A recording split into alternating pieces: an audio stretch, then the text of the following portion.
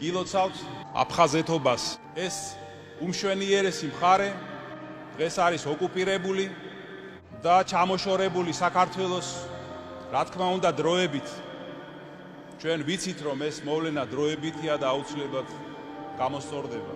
თუ გინდათ აფხაზეთის გადარჩენა, თუ გინდათ აფხაზი ხალხის გადარჩენა, ჩვენ ქართველებმა და აფხაზებმა ერთად უნდა ვიცხოვროთ. ერთიან სახელმწიფოში უნდა ვიცხოვროთ. აი მხოლოდ მაშინ გადარჩება აფხაზეთი. რაშია გამოსავალი? ახსნა უპირველეს ყოვლისა მშვიდობიან შერიგებაში.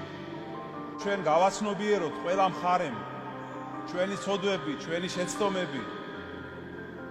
გამოსავალია სინანულში და ურთიერთ შენდობაში.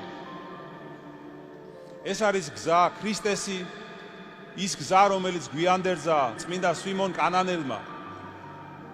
ეს არის იმ ძმური სიყვარულის აღდგენა, რომელიც მუდამ სუფევდა ჩვენსა და აფხაზებს შორის და ოსებს შორის.